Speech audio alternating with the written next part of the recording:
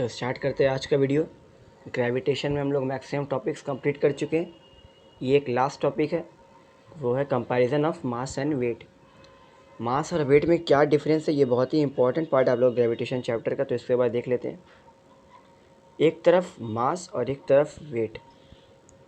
देखो, बहुत जल्दी मैक्सिमम लोगों को ये समझ में नहीं आता है, लेकिन हम ट्राई करेंगे इसको क्लियर करने का।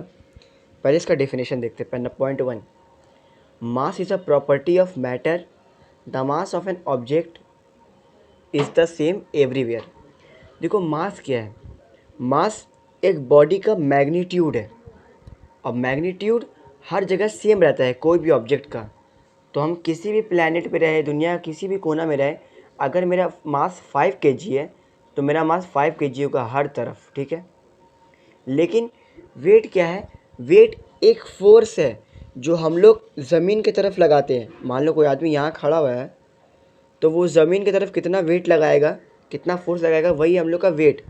और वेट का फॉर्मूला होता है mg, m for mass and g for gravity, acceleration due to gravity, ठीक है।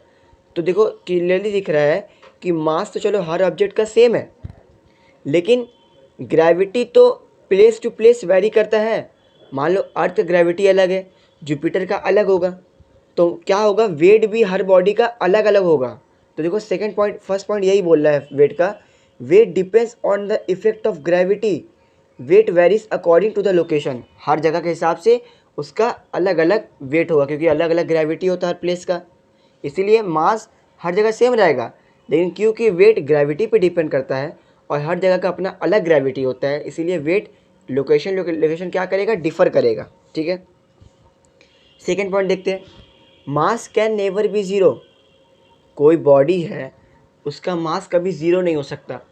कुछ ना कुछ तो मास होगा, बहुत हल्का ही क्यों ना हो, लेकिन थोड़ा बहुत तो मास होगा, लेकिन कभी भी ज़ीरो नहीं हो सकता मास।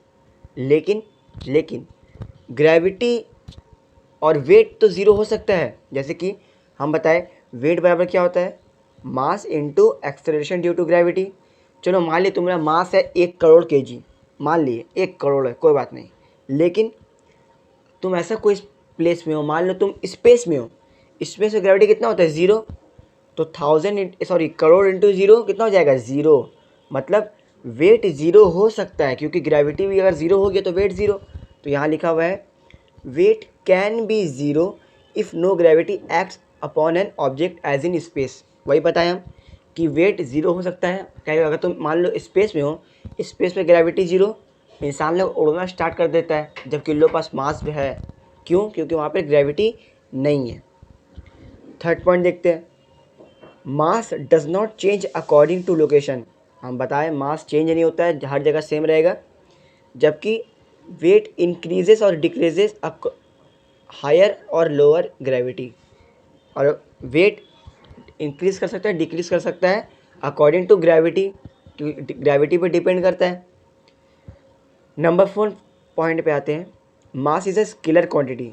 ये बात जान लो, मास क्या होता है? स्केलर क्वांटिटी होता है, और उसके पास सिर्फ और सिर्फ मैग्नीट्यूड होगा। सिंपल सा बात है, स्केलर तो सिर्फ और सिर्फ मैग्नीट्यूड होगा।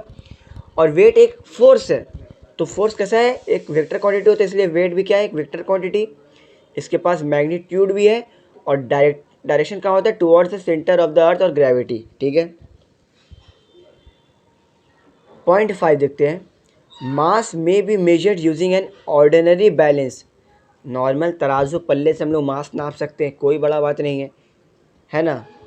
स्केलर क्वांटिटी है, लेकिन weight is a measure of spring balance. देखो, एक स्प्रिंग बैलेंस एक डिवाइस है जो वेट नापता है।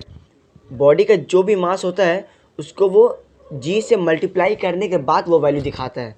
तो वेट हम लोग स्प्रिंग बैलेंस से नाप करते हैं, और मास एक ऑर्डिनरी बैलेंस से भी हम लोग मेजर कर सकते हैं। Number 6, mass is usually measured in grams and kilograms. Mass क्या है? वज़न है, वज़न हमेशा ग्राम या केजी में होगा। लेकिन हम बताएं वेट क्या है? वेट एक फोर्स है, तो वो न्यूटन में रहेगा, ठीक है। ये बात याद रहे, वेट हमेशा एक फोर्स होता है, तो वो न्यूटन। सिंपल सा बात है, फोर्स बराबर मास इंटू एक्सेलरेशन होता है ना। तो जी भी क्या है? एक्सेलरेशन ड्यू टू ग्रेविटी तो है, यहाँ मास है, तो ये क्या है? एक फोर्स है वेट। तो ये भी क्या होगा? इसका यूनिट न्यूटन होगा। यहाँ पे वही लिखा हुआ है, यूनिट केजी होगा, यहाँ पे न्यूटन होगा।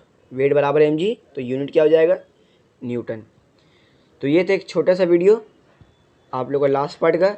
इस पे बेस्ड न्यूमेरिकल्स बचा है, वो नेक्स्ट वीडियो में कंप्लीट करके इस टॉपिक को हम लोग एंड कर देंगे। तो मिलते हैं अपन लोग नेक्स्ट वीडियो में।